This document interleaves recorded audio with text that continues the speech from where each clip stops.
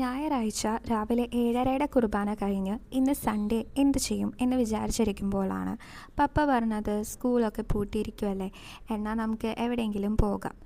ഇത് കേട്ട പാതി കേൾക്കാതെ പാതി ഞങ്ങൾ വളരെ ഹാപ്പിയായി.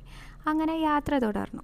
ഇടപ്പള്ളിയിലേക്ക് പോകുമെന്നാണ് ഞങ്ങൾ വിചാരിച്ചത്. പക്ഷേ ഒരിടെ ചെന്നപ്പോൾ നല്ല മഴയും കാറ്റുമൊക്കെ ആയിരുന്നു. അങ്ങനെ ഒരു പള്ളിയിൽ കയറി കുറച്ചു നേരം പ്രാർത്ഥിക്കാം, അപ്പോഴത്തേക്കും മഴയൊക്കെ ശാന്തമാകുമല്ലോ എന്ന് കരുതി. സെൻറ്റ് തോമസിൻ്റെ പള്ളിയായിരുന്നു അത്. യേശുവിൻ്റെ 12 ശിഷ്യന്മാരിൽ ഒരാളായിരുന്നു അദ്ദേഹം. ഡൗട്ടിംഗ് തോമസ്, അതായത് സംശയിയായ തോമസ് എന്നായിരുന്നു അദ്ദേഹത്തെ വിളിച്ചിരുന്നത്. ഐ തിങ്ക് കാരണം എല്ലാവർക്കും അറിയാം. യേശു ക്രൂശിൽ തറയ്ക്കപ്പെട്ടതിന് ശേഷം അവൻ വീണ്ടും ഉയർത്തെഴുന്നേറ്റു എന്ന് മറ്റുള്ളവർ പറഞ്ഞപ്പോൾ തോമസ് വിശ്വസിച്ചില്ല. അവൻ്റെ കൈകളിൽ മുറിവുകൾ കാണാതെ, തൻ്റെ കൈ അവൻ്റെ വശസ്സിലെ മുറിവ് വയ്ക്കാതെ വിശ്വസിക്കുകയില്ല എന്നായിരുന്നു തോമസിൻ്റെ വാദം.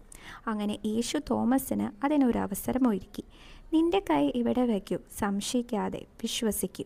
ആ നിമിഷം അവൻ്റെ കണ്ണ് നിറഞ്ഞു. പറഞ്ഞു, എൻ്റെ കർത്താവേ, എൻ്റെ ദൈവമേ. സംശയം ഒരിക്കലും ഒരു തെറ്റല്ല, പക്ഷേ സത്യം അന്വേഷിക്കണം. സംശയത്തിൽ നിന്ന് വിശ്വാസത്തിലേക്ക് വന്ന ഒരു മനുഷ്യൻ്റെ കഥയായിരുന്നു അത്.